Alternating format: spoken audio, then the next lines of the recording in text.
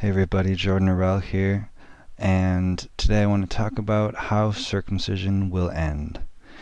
So, as you know, I work very hard every day, pretty much commit my life to informing people about the truth about circumcision, about its harm, and about potential solutions. A physical solution being restoration is one, but a fuller solution would be Foregen, regenerating the human foreskin, as well as a psychological solution for men who are extremely traumatized by this, a number of men which is quickly growing.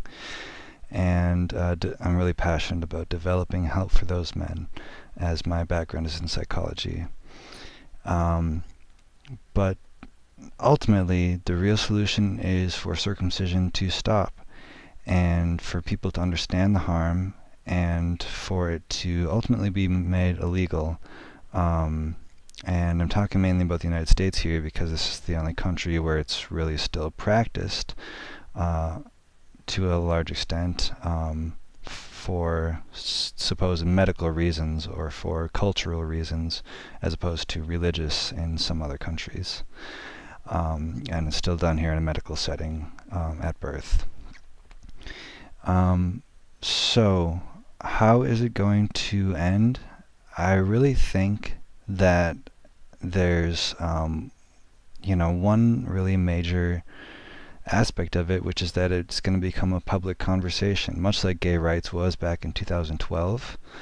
It's going to become the thing to talk about. Like, everybody's going to know about it, everybody's going to start to understand it, and as just in the same way that nobody thought it's like, I don't even know any gay people, so why would I care? But then when they started to become an issue and be challenged by law, the people came out of the woodworks, and we started to see, well, actually, everybody knows multiple gay people. Just look at the statistics. You're going to know gay people, even if you're in a fundamentalist Christian or other community where it's not acceptable and those people don't speak up. The fact is, they're still there. They just are hiding, or they've left the community.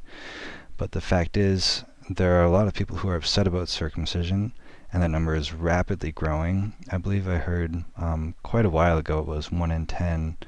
I'm sure it's a lot higher than that now, and when people start to get more informed about it, and it becomes more acceptable to be upset about it, whereas for a long time it's been, men are just supposed to get over it.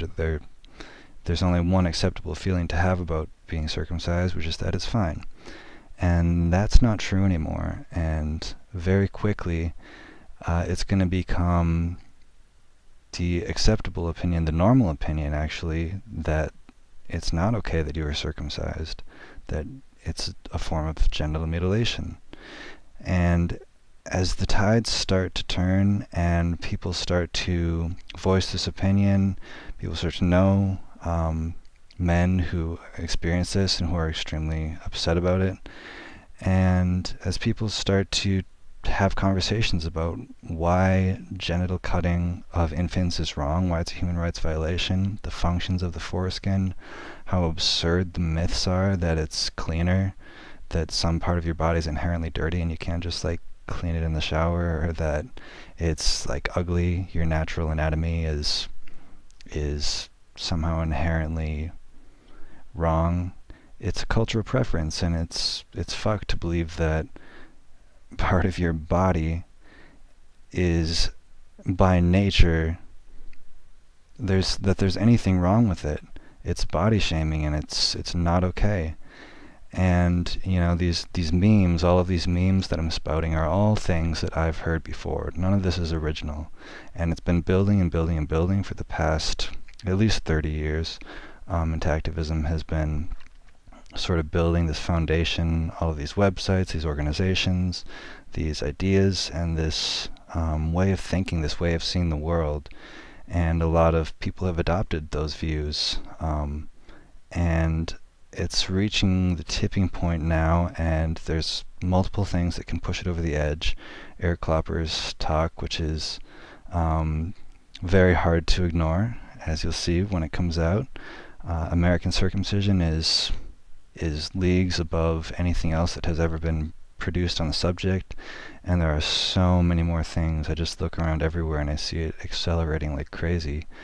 We're right on the tipping point before circumcision is going to hit the mainstream, and then it's going to very quickly become a legal battle of, well, is this legal?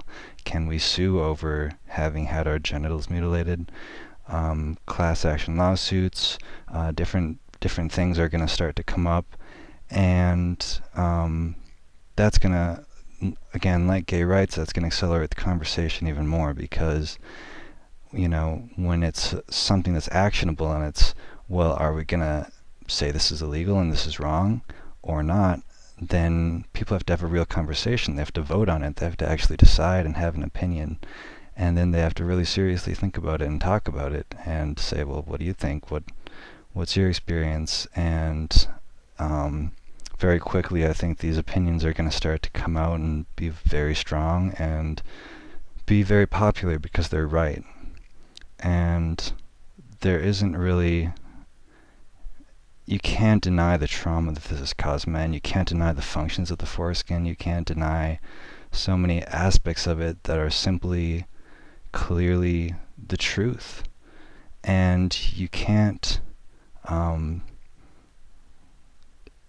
you can't be a human being. You can't have compassion and have the things that make us what we are, and deny that these men's experiences and their partners' experiences are truly, truly horrific. And as more of these stories start to come out, more of these ideas start to come out, it's only a matter of time before people realize that circumcision is absolutely, undeniably, irrefutably wrong, and no one's going to argue with that anymore. No one's going to want to argue with that. It's going to be so ignorant seeming. It's going to be so, it's going to be how it always should have been. It's going to be obvious and clear that circumcision is genital mutilation. And very soon, that's just going to be like normal.